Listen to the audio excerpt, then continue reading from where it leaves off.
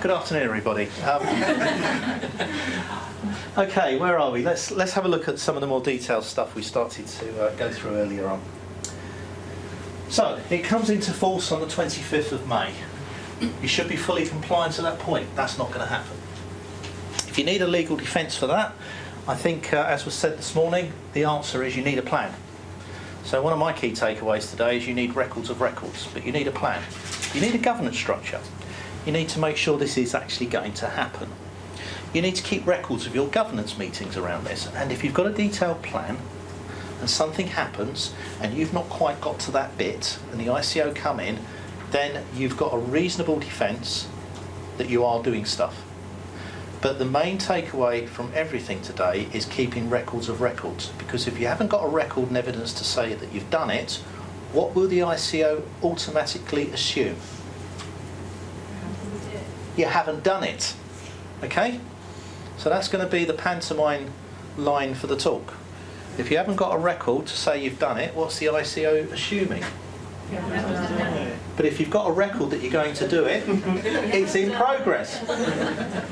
Now, one advert I will give you today is a colleague of mine, Chris Pounder, is a real expert on this stuff, and he owns a company called Amberhawk Associates. So that's and Chris does a heck of a lot of pro bono work, which is why I've got no problems giving him a little plug today.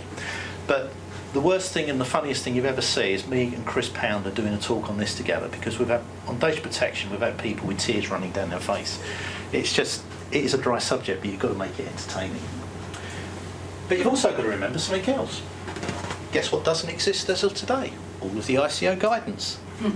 Now, if you're the ICO and you put guidance out in 3 weeks' time to say do that, that and that, and you have a problem the day after, is it reasonable that the ICO can give you a huge fine for not doing something they've only just told you about? So one of the things you want to write down is that at the moment you are in the discovery phase of your GDPR compliance regime, and that you are tasking somebody on a weekly basis to do two things. One, keep an eye on the ICO's website for latest updates and subscribe to all those newsletters. Because if you've got the ICO newsletters coming into your inbox and you get a problem, what have you got evidence of? You're doing something.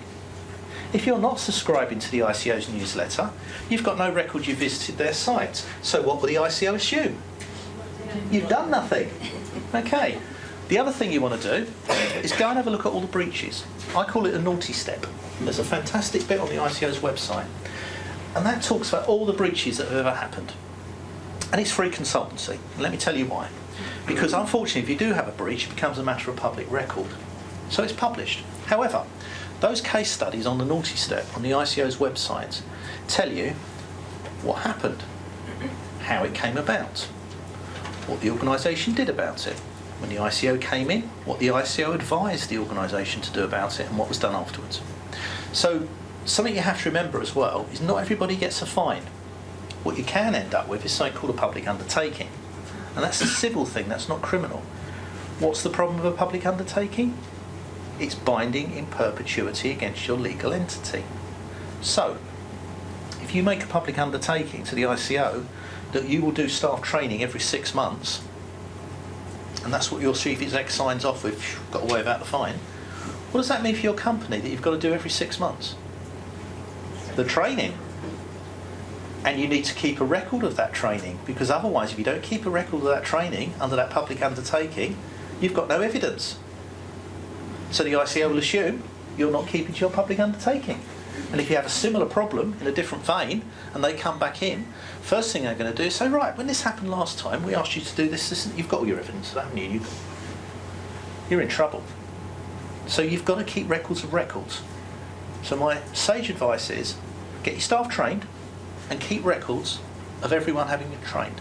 Then if you have a breach, you're showing you've been proactive and you've got records, and then hopefully things will go well. It won't be a happy ending. You will get a fine or but you will not get taken to pieces. Now, I've sat in at least half a dozen conferences and workshops with ICO present over the last few months, and they've always said the same thing consistently. Our colleagues in the big companies like Amazon, Google and everybody else, the big Microsoft, are doing a huge amount. So, public record today, they are upfront on what they're doing about their data protection. That's not the issue. But big companies that have got no evidence, have shown no intent and are not taking this seriously, those are the ones that all of us in this room, because those are the sort of companies that have our personal data, they're the ones that the ICO are going to go after. So that's what you've got to bear in mind, okay? So records are records, training records, be proactive now, have a plan. You'll notice as I go through that the talk will have some semblance to what's on the slides, but that's the good idea. I mean, it's, all the information's here though. So a security breach. Now, this is basic risk management 101. I did smile this morning when we were speaking about the Data Protection Act 1984 because yes, I remember the little red booklet and the little blue booklet with the tear out forms. That was a great job for a 19-year-old doing that, but that's how when I first come across this stuff. So it's been law for quite a long time, which is why the ICO has got very little tolerance for any organisation who is not compliant with data protection, because it's not like it's a new thing. It's like health and safety is overarching statutory obligation. All the cuts you hear about in public services, there's things that public services can't cut, statutory obligations. This is one of them. It's got to be done because it's about managing information. And one way or another, every single thing that happens with your organisation that in support of what the organisation does relies on information and about keeping that information safe. And that's all this is about really, for your customers, your suppliers, the people that work for you, the people that consume your services. So actually, the secret here is about unauthorised disclosure, access to personal data. So information security has three component parts. Nice little acronyms to remember. CIA, as in James Bond, you know, CIA. Confidentiality, keeping information safe. Integrity, keeping information accurate. And availability, making sure you can get to that information. So if you think about it, and we'll pick up on these points because they're directly relevant. Confidentiality of information. There's two ways that generally we actually protect information from a technical viewpoint to protect confidentiality. Anyone want to have a stab at what those two things are? Generic. Encryption. Yes, absolutely. Encryption is number one. And the other one? What can't we remember all the time because we get fed up? Passwords, with tokens, with login IDs. That's called access control. Okay? So confidentiality, generally speaking, apart from policies and governance and rules and training, is protected by technical controls, namely access control and encryption. They're the two main technical controls. Integrity is about keeping information accurate. Now people struggle with this one, but if you think about it, if I give you a cheque and someone's put an extra naught on the end of it, that's great, isn't it? As long as it's the right side of the decimal point. But that means that's been altered, that's been interfered with. If you hear about supplier scams and things like this, where invoices get altered and things, and bank details get altered, that's all messing about with the integrity of the data. So data has to be kept accurate. And I'll tell you now, the ICO is just as concerned about the integrity of information as it is about the confidentiality of it. And if you have a look, there's a heck of a lot of stuff about data quality when you hear about that. Accuracy, all these rights are all to protect the integrity of information. And then availability. Now a system can be available on the computer, in the cloud, but if your battery's gone flat on your mobile device, tablet or phone, laptop, you can't get access to it, so there's no availability. If you've got mobile workers who rely on that technology and it keeps happening, or they can't get a mobile phone signal to get into the systems on the network, then the system's not available. But generally when we talk about availability of information, that's where you find disaster recovery and business continuity comes into play. So that's about availability, okay? And that's directly relevant to this. Because ultimately, it's unauthorised access is the confidentiality aspects, but then an alteration or corruption of personal data, that's the integrity of it. And the loss of that data may still exist, but the controller's lost access to it, so a major network failure, something like that, system's gone down, that's availability. How interesting. If I hadn't told you about confidentiality, integrity and availability, you wouldn't have realised possibly that that's what it means. Although, balanced probability, there's at least 3 people in this room who know more about this stuff than I do in terms of technical, but I found that quite interesting, that it's actually there. Confidentiality, integrity and availability. Lost control or access to it. If some company goes bust, who you're relying on, where's the data? Cloud access stuff. And destruction. Destruction of data. The job's not finished till the paperwork's done. We've all seen the old cartoon of a baby sitting on the potty with the paper toilet roll. You know, got to finish off with the paperwork. Destruction. You can't get rid of data until it's properly destroyed and you know it's gone. And if you've got stuff in the cloud, how many generations of backup exist before it's really gone? There's a pondering thought for you. But if someone else is going to destroy your stuff for you, please make sure you get a destruction certificate from them. Because there's been more than one occasion, if you look on the naughty step on the ICO's website, where NHS trusts and others have sent machines away, they've not been securely destroyed, and guess where they've ended up? On our favourite auction website, on eBay. And they've been bought, found to contain sensitive information. Brighton and Hove NHS Trust was a classic, not their fault, poor company, bad practice. Glamorgan University regularly gets funded by British Telecom to go and buy up a few dozen hard disks off of eBay at a random point in time. And then they go and forensically analyse what's still left on those disks. And you would not believe some of the things that turn up on those disks. So make sure when something's destroyed, destruction, of course there is one contra entry to this, and that contra entry is retention of records. Not so sure in your sector in particular, but certainly in other sectors there are requirements to keep records for certain periods of time. Company records, VAT records, 7 years, whatever, could be 15 years. For instance, in local government, children's record, children in care, social care, that sort of stuff, 70 years. Lifetime of the person, sometimes 99 years. So make sure you know about your retention, because that means that stuff has to be destroyed, but it can be copied onto another medium. So you might take it from, you might have a load of old DVDs, and you say, actually, we're going to back it all up in the cloud. So to protect the integrity of that information while you back it up, you then do that and certify that that disk has now gone onto that file, sign it. That disk has now gone onto that file, sign it. So when the ICO asks about the chain of custody of when you change from one backup medium to another, you've got a record. If you haven't got a record, the ICO will assume information's no longer got its integrity, and you have possibly altered or corrupted personal data. The thing is, you may not have done, but you can't prove otherwise because you've got no evidence, you've got no records. So the worst takeaway about all of this is keeping records about everything.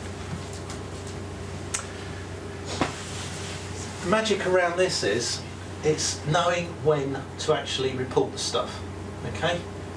Now, containment is a phrase that comes straight out of business continuity and emergency management. That's what you're trying to do. You want to know, you've had a breach, what's actually happened. You need to make sure, no matter how big or small your organisation is, that you've also got your press, media and PR people primed up with a playbook about dealing with the media. Because, you know, we've all seen what's happened recently with a couple of major charities. The media loves to blow things out of all proportion. If you're a small charity or a small organisation, you only need one little bit of scandal or something that's not your fault. And if you don't manage the press and the media properly, they will tear you to pieces. So that's one of the biggest things that's come out of the NHS WannaCry attacks. If you have a look at the National Audit Office report on WannaCry and the subsequent one that's been published by NHS England, one of the main lessons they learned after that attack was about handling the press and the media. So make sure you get on point with that, okay? Because it's not so much if you have a data breach, it's when. But the damage, the fallout and the fines and the outcomes actually today is in your control. Because if you do what we're suggesting, keep records, have a plan, get your staff trained and be sensible about this, you're not going to get away with it scot-free, but you can actually take the, flatten the change curve. You can make it as painless as possible. But these breaches are starting to happen, often with no fault of your own. It could be someone clicking the wrong thing, sending an email to the wrong person. Someone could be disgruntled. It could be someone who, for argument's sake, hypothetically, who'd applied for a grant that you didn't give them, so they've got it in for you. They find a little crinkle or something that happens, a serendipitous email arrives and they think, right, I'm going to have them over that now. I'm going to use this to get to them. So just be aware of it. Disgruntled staff. It happens, just be aware of it. But you do need to tell the ICO within 72 hours of you finding out. Don't forget, the ICO doesn't work 9 to 5, Monday to Friday. They work 24/7, 365 days a year. And also, I know this is being recorded, but it's a matter of fact, don't think that they don't know what goes on in the world, because they've got people that are keeping an eye on everything to look after you and to keep us safe. So they monitor news feeds, they find out about local press things that are talking about data breaches. And if you haven't told them, they know. TikTok, they know you've had a data breach. It's taken you 2 weeks to tell them. Stop. 2 weeks since we knew. You haven't told us. They're not going to be very happy with you, are they? But what you can do is phone up for advice. You know, it's the old friend of mine might have had a problem with a data breach. Can you tell me? You know, they have got a helpline. They are there to help. The other thing to bear in mind, before I forget to tell you, is you can invite the ICO in to do an audit. It's free. Good news is, whatever they find, you won't get a fine for. Bad news is, whatever they find, you need to put right. But you can invite them in. So if you think you're 95% there, you've got nothing to lose, have you? So it's better to invite them in sometimes and use that free of charge offer than it is to wait until something happens. But that's your, you know, that's not advice I'm giving you, because I can't give you any advice today. I can only give you my personal thoughts. Because as we said this morning, we're all pro bono today. But if you look at the armour and Kevlar that are around most of us during our day jobs, you realise that we do pretty much know what's going on.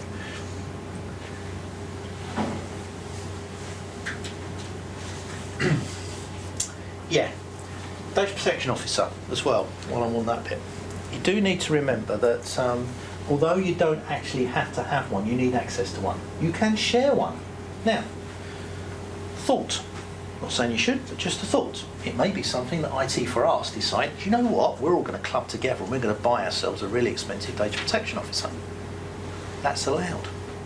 Shared service agreement, mutual common benefit. Or, if one of you have got, one of the bigger organisations has got spare capacity, well that'd be nice, wouldn't it? I'm sure none of them in the room have, but you can share that service out with other like organisations, but you need to have proper agreements in place. The main thing is the data protection officer is a protected post. They need to act independently, and you need to make sure they can do their job. And you can't sack them if you don't like what they're doing. That's the good thing about it. It's a bit of a double-edged sword, because it does give, you know, got protective status effectively, being able to get on with the job. But you do need to report breaches. But you need to make sure, you know, report all things. The ICO, if you decide not to, you must record the business decision as to what determined you didn't want to report it or decided not to. Because if it comes back and bites you through a complaint or something and you haven't got that piece of paper from your information governance group stating quite clearly why you did not report it, it won't end well for you. Okay? Doesn't mean report everything, but you have to decide. But you need to have a rigorous process and a record. See where this is going? A record of records. I have a record of business decisions, things that happened that we didn't report and why. Then if it does come back and bite you and the ICO comes and says, you had a, yeah, well we know we did, and actually look, there's the 3-page report, there's all the log files and there's all the discussion, and we decided it wasn't necessary to report it to you. Oh, actually that seems fair and reasonable. We'll go back to the complainant and tell them we've investigated it and we agreed that there was no further action required. But if you don't do anything, you lay yourself open, because these things do come to light. You'll be surprised. Covered off about these, just like with FOI requests, which most of you won't be subject to because you're not public bodies, some of you may be. If, you know, if they're vexatious, they keep doing the same thing again and again because it's disgruntled Barbican that didn't get the grant from you that they wanted, then you can get to a point where, you know, you can back off these things. But at the end of the day, it's also about being practical and pragmatic, because sometimes there can be big data sets, but you need to think this stuff through. Generally, you need to also have a system, but if it's going to be way beyond what's reasonable, same thing. You know, if they want all records about them for the last 30 odd years, that's not necessarily reasonable, is it? But you need to record the request, record the discussions, and, you know, Article 15 was discussed. We felt that it was an unreasonable request. You could go back and say, well, actually, we could easily give you All this recent lot of correspondence, which is we think maybe what kicked this off in your mind over the last 6 months, provide that to you in the next 3 days. But if you really want the last 30 years, A, we don't hold all those records.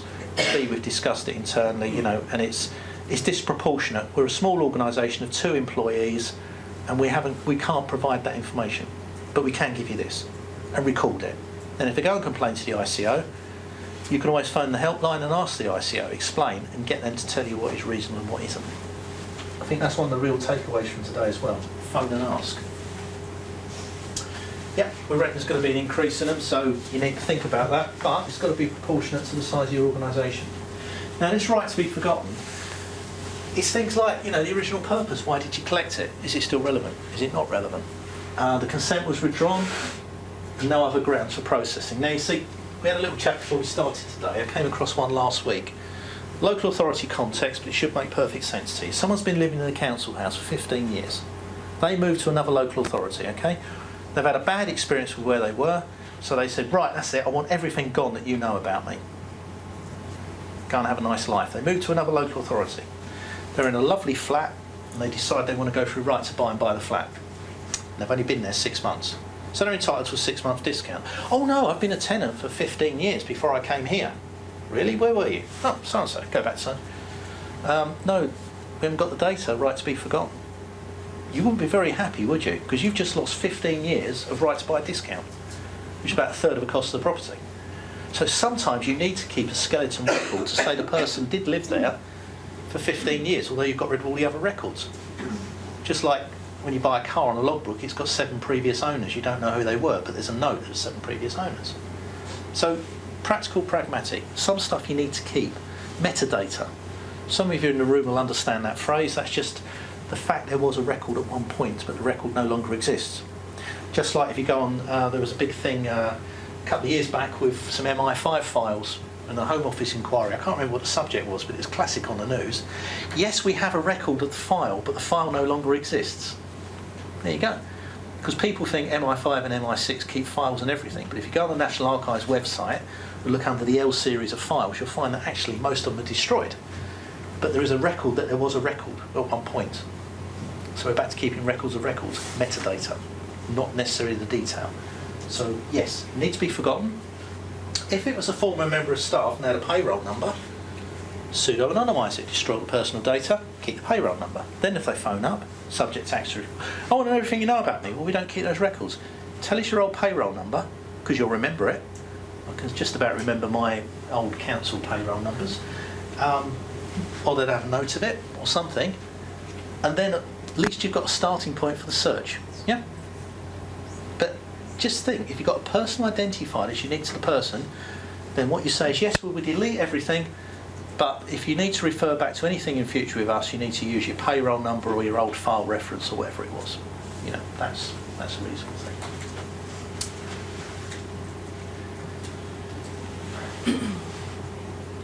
Yeah, legal obligations, just so I mentioned, but some of this stuff around right to freedom of expression, this is, you know, public interest in public health. So, hypothetical example, just trying to think of my feet here. Foot and mouth disease, you remember all that? Really bad news for a farmer if you know, whole herds were destroyed and stuff, so they might say a right to be forgotten. But as a public interest of knowing there was an outbreak at that point and 300 head of cattle had to be destroyed. You know, like any of the egg producers and stuff, when we get avian flu, you've seen it on the news where they have to destroy whole, you know, thousands of flocks of birds and stuff.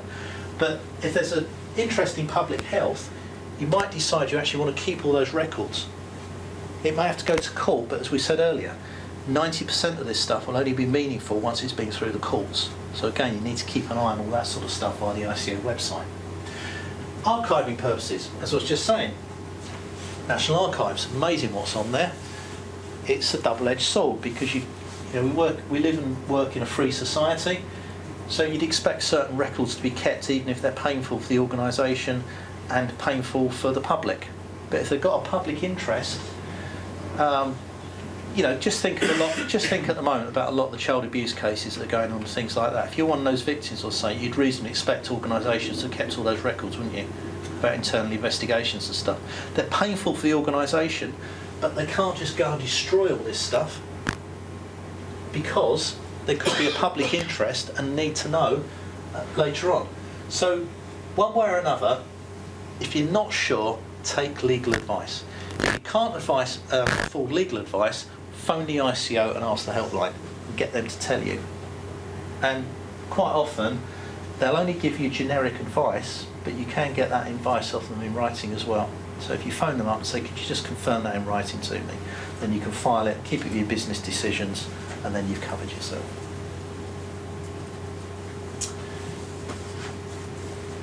Personal data, raise, whole yeah, supplementations.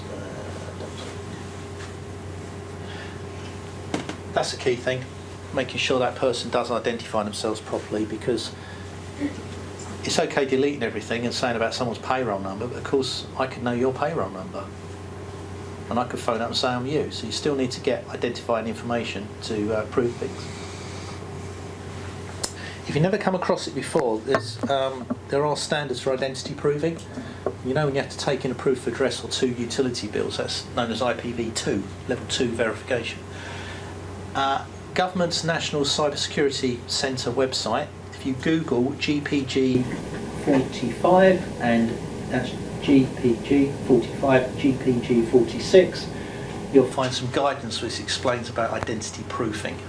Okay, because that's the sort of thing that you publish, that you can expect, but that's the rationale, types of documents that are acceptable and things like that. There'll probably be some new guidance because been on the news recently around elections that there might be something in future where there's a pilot at the moment, you have to prove who you are to go to a polling station, and they said there, you see, 1 proof of address, photographic ID or 2 utility bills, that's IPv2. Every time you open a bank account, IPv2. So it's all that level 2 identity proofing. Records of processing though, this is your records of records I've been talking about. There's loads of examples of that on the web, just go and find some. Contracts with data processors. Another takeaway for today is please make sure you review all of your third-party supply contracts, because I guarantee you, I had a chat with someone recently who works for a big leisure company, a mate of mine, and he was saying that the company they use for all their external marketing get paid by the number of emails they send out. So of course, what you have to bear in mind is certain third-party providers of yours may not necessarily have your best interests at heart if they're being paid according to metrics and numbers. So it's behaviour shaping. What gets measured is what gets done. So what you need to do is just go through and make sure the magic word is adequacy. Okay? You've got to make sure that you have a level of confidence, which is another magic word, a level of confidence, and a level of adequacy in their provision of services to you meeting these regulations. If you're not sure, it's not unreasonable for you to ask them, for them to assert back to you how they comply in their mind with GDPR. I can tell you now, with various hats I wear in various places, you suddenly find that who you thought were safe and sure limited are more fast and flighty, especially when it gets into this stuff. So you've really got to go through and just review everything. It's not on you, the onus isn't on you to do it, but if you turn around and say, well, if you can't give us that level of assurance and confidence of adequacy, we might have to terminate our contract, because I bet your contract has got something in there that says if they can't meet legals or things, you can, the contract's void. Take advice on that, personal opinion, but you do need to check it. And, it is about confidentiality again, data processors. If they're a processor, you're still the controller, okay? Think of the relay button. The relay button. If they are a processor, you've still got your hand on the button and they're delivering your service. If you have it all properly in a contract, you hand the button to them, they become the data controller, as you was told this morning. You can then sue them. If you get a breach, it's their problem, not yours. But if they are a processor on your behalf, you need a processing agreement. It's still your responsibility. So you doubly need to make sure that they've got adequate security measures in place to protect your information.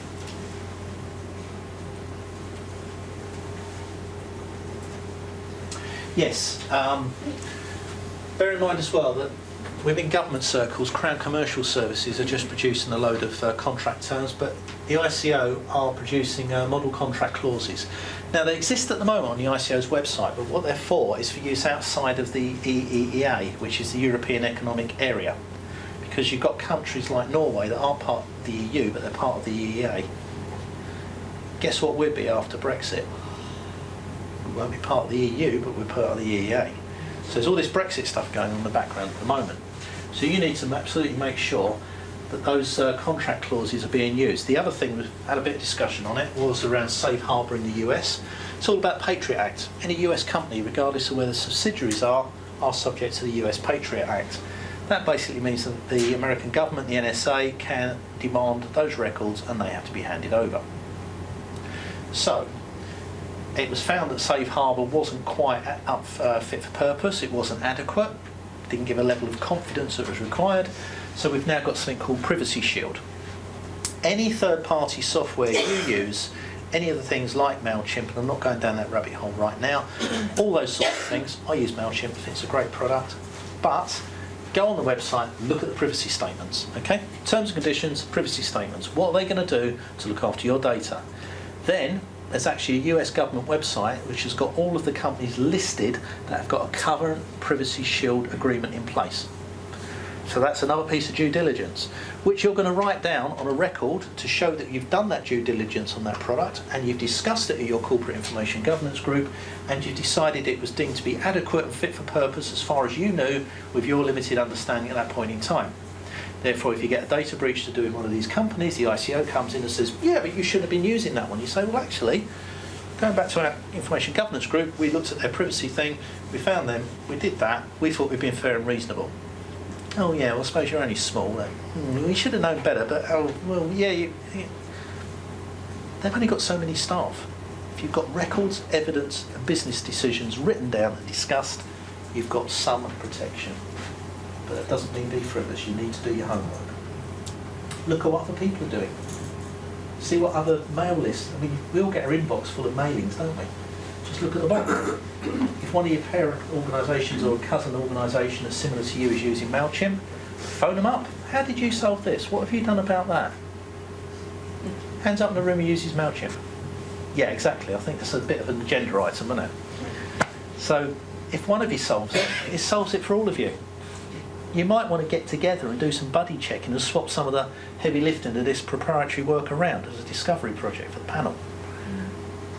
People can't do this for you. There's a difference between, as we said earlier, hitchhiking, doing it on your own, and being chauffeur-driven with lawyers and things, which won't get you there any better. You just have some nice leaf tea and cookies handmade along the way. But sometimes it's better off to sit in Starbucks or in Subways and drink a cheap coffee and get the work done, rather than get someone else doing it for you. But share the effort. Be collegiate around this stuff. The coalition of the willing, as we call it. Right, contracts again. Yeah. Now, here's what I was just saying, really. I'm not going to go through all this. Sufficient guarantees. Get them to tell you how they comply, especially if you're renewing your contracts. Don't go putting in 3-year contracts or 5-year contracts at the moment. You know, think about any external contracts. Just keep them short. Treat them mean, keep them keen. You know, if you're going out for procurement at the moment, even if you're halfway through, I'd be sitting there saying, not too sure about this GDPR thing. Are you on top of it? Oh, of course we are. Yeah, but you'd say that because you're the salesman. Where's the evidence? You know, where's your processing notices? Where's your ROPA stuff? Where's your privacy impact assessments you've done on looking after our stuff? Put them on the spot. I'm not going to go into too much on this one, but basically, you know, any child under 16, it's got to be parental consent, stuff like that, and there's got to be safeguards in place. If that affects you, hands up in the room who's got the under 16 factor in part of their day. Right, you lot should be talking together. So I think that's possibly another little group. I think what we need to do is, you know, facilitate through the panel a number of specific little groups. And I think 2 so far, this is you doing it by email amongst yourselves, just with a bit of facilitation. I think you need something around third-party contracts and dealing with children's data. Yeah, it gets especially, it does get especially stuff around under 13s and things like this. It's again, organisations like Save the Children, Bernardo's, NSPCC, you'd expect them to have this pretty well nailed. So you might want to have a look around their websites and see what they've already done. Common sense, just a thought. Scout Association, Girl Guiding.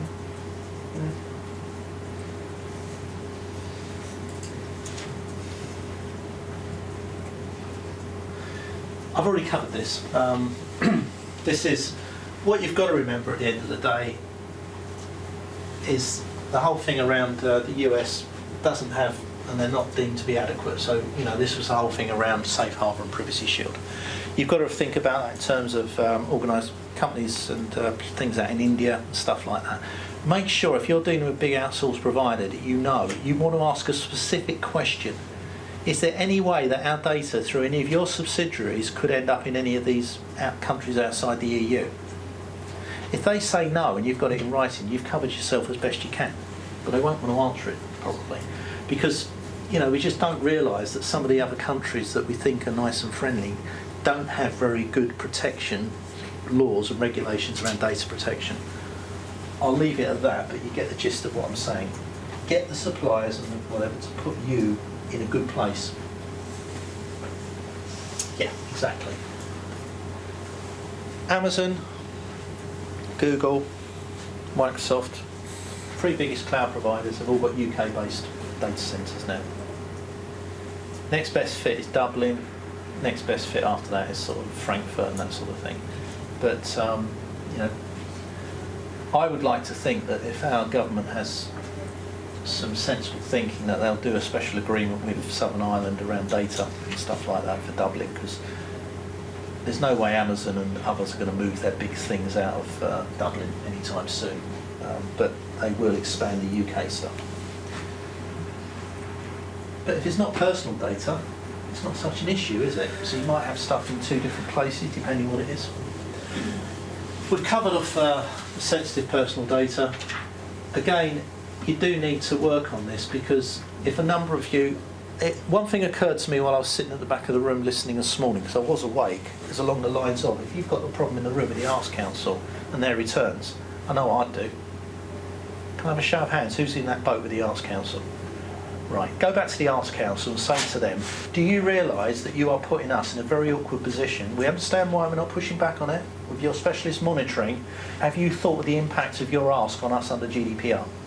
Therefore, would it be prudent for you, Arts Council, to come up with an anonymous portal where our constituents could be routed to your portal so that they can then click through anonymously with a drop-down menu of all the bodies that you fund, you select us, fill in the stuff, and then you know you've got your return from the point of presence. Push the pain forward. They're not going to like that. But it makes sense, doesn't it, if you think about it? Because I'll tell you where it's exactly the same situation you may not have thought of. Who in the room has to process credit card information? A few of you. How many of you have still got that credit card processing in-house? Exactly. You shove it off to WorldPay, don't you, like a hot brick, or wherever else you put it, because you don't want to be doing PCI data processing of credit cards. I think this is a similar thing. Okay, the Arts Council absolutely needs, and it's none of my business, so personal opinion here, but they need that information. They either need to think about the problem it's having on the whole sector, and I mean, are we talking tens of millions of funding here? What's the big number of? Yeah.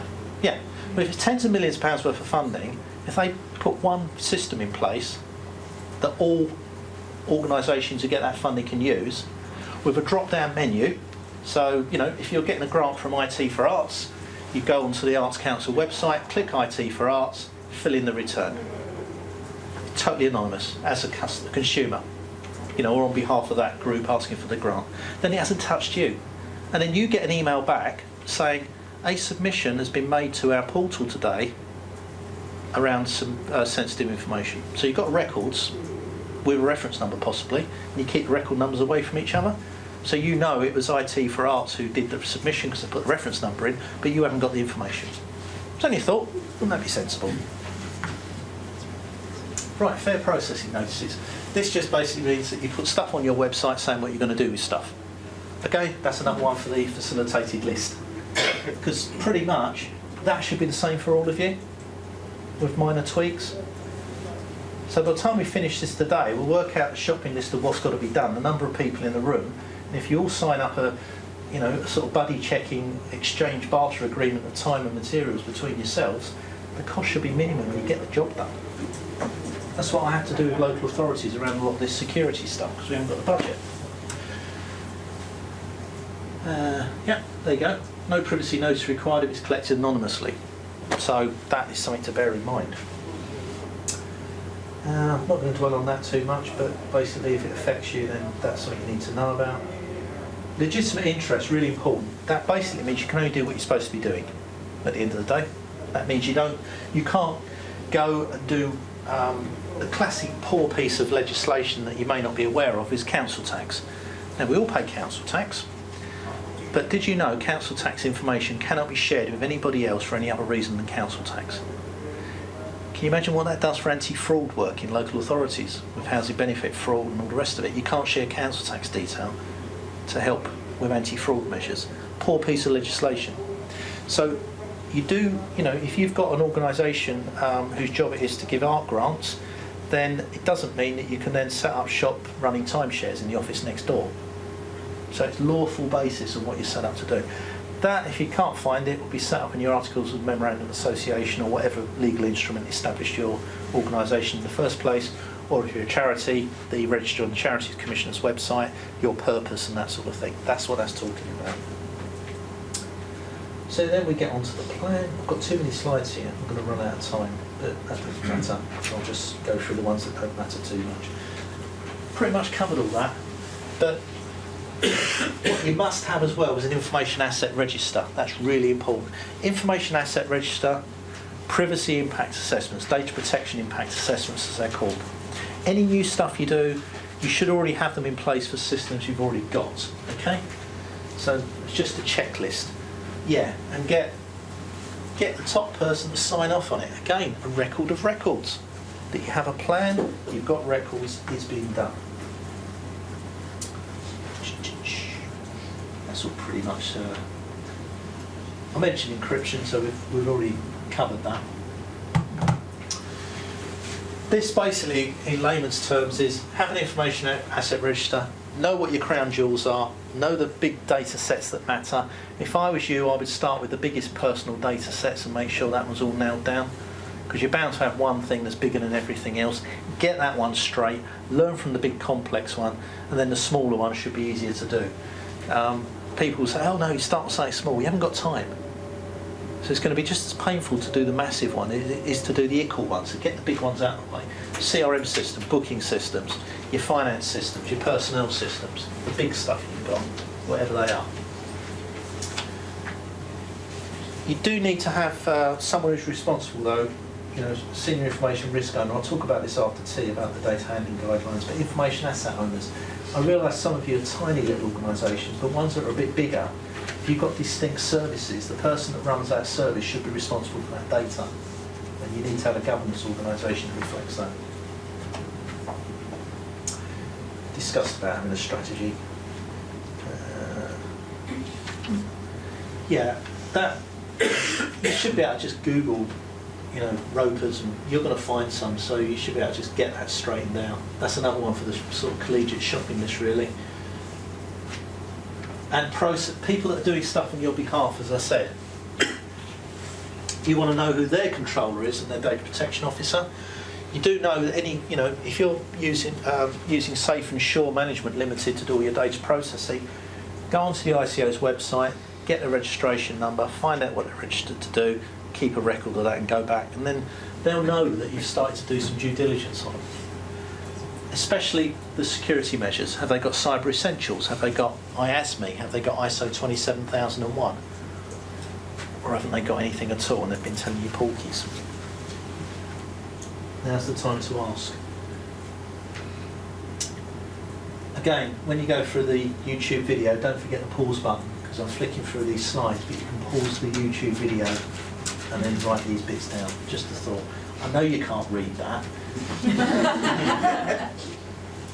But then again, Google, you will be able to find some stuff. Right, so getting a bit onto the home straight now. This is just some statistics. Every year there are the National Cyber Security Centre, NCSC, National Cyber Security Centre, ncsc.gov.uk. There is a ton of stuff on their website. There's also something called Cyber Aware, which is run by the Home Office. Cyber Aware, that's very good. But there is an annual data breaches survey that's published by at least 5 different companies. But it just shows you that at the moment, 27% of organisations have had some sort of data breach. It's getting worse. 45% of small businesses in the last 12 months. 66% of other businesses. It's a big thing. It's not going to go away, so don't feel that you're being singled out for malware and anything else. But 41 says here, 41% of firms reported a breach amongst a group of businesses that say online services are not at all core to their business. So that means, flip that over, 59% of companies that were hit with a data breach meant that the web services were core to their business. If you don't know how to get your websites checked out and stuff, there's a thing called OWASP.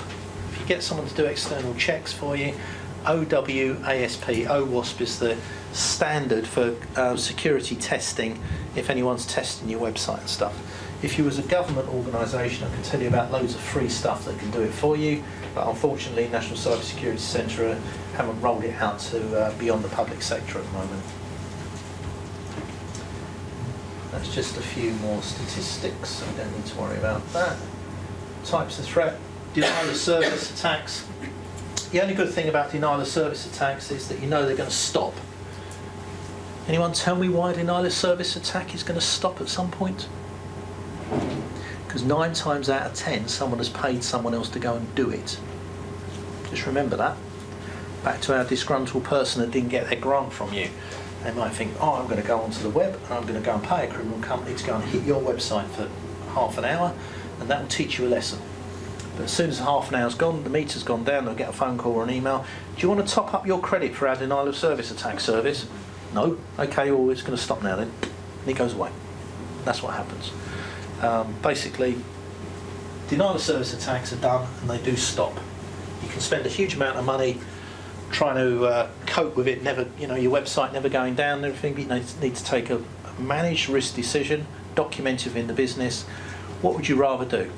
Spend £25,000-30,000 protecting your website with something like CloudFront or Akamai or some of the big stuff that can do that, content distribution network. If you're big enough, if you're an SPCC or Bernardo's or Met Police or something, yes. If you're a tiny little charity, my advice would be just let it fall over for a few hours and save the money and put it back up again. That's the beauty of cloud computing, because you can switch the thing off, check it hasn't been compromised, switch it back on again. These things will happen. In case you didn't know, the ICO's website was taken offline for 2 days last week because it had a bad plugin to do. There's a thing for people that have to have disabilities that have the text read to them.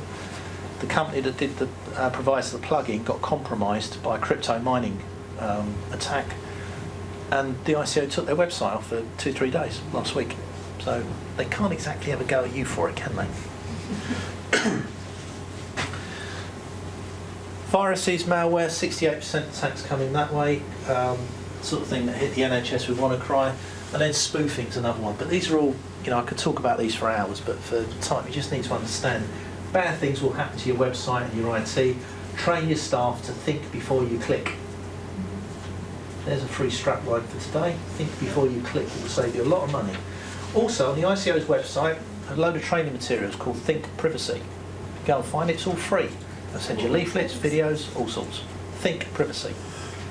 Some really good stuff. It's all free, you can use it, put it on your websites, whatever. You've got to know where your data's stored, that's really important. So, you need to think around the whole piece of what you've got and where it lives on the web. And consider what you're storing as well. One of the Weasley things that's coming out of the GDPR is this thing around IP addresses. If If you've got an IP address that is tied to a device that identifies a person, that can be identifiable information. Because you get some sneaky beaky person like me that does digital forensics, I'll go through your log files and I'll track stuff back, pull together a breadcrumb trail of what's happened after an attack, and you can tie something back to someone's individual machine. That's identifiable information, so you need to think about these things. I'm going to talk about that after tea, so I'm not going to dwell on that. Yeah, I'll talk about that a bit later, because we've got 10 steps to cybersecurity. I mentioned about encryption. Any encryption is better than no encryption. There are a number of free encryption tools out there you can use. You can download stuff off the web. Make sure you know where it comes from. What's the difference between a free version and a commercial one? 9 times out of 10, if you hear the word enterprise, it just means it's got a management console. You might think, what's he going on about? Well, okay.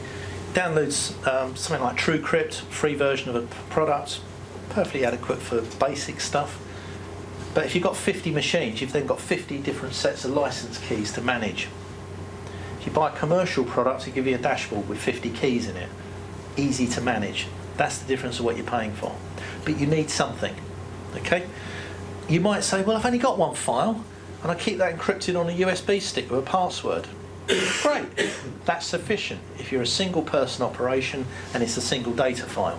But if you've got stuff spread around everywhere, you need to put it in context.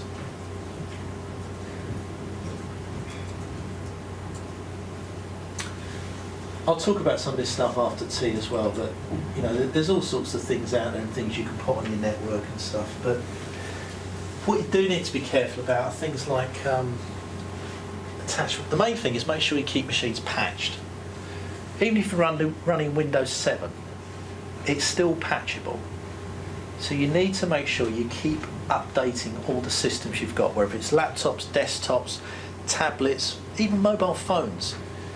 You need to make sure you apply the patches, put the security on that's out of the box. Just use what's free and what's available. But you're never going to stop human error.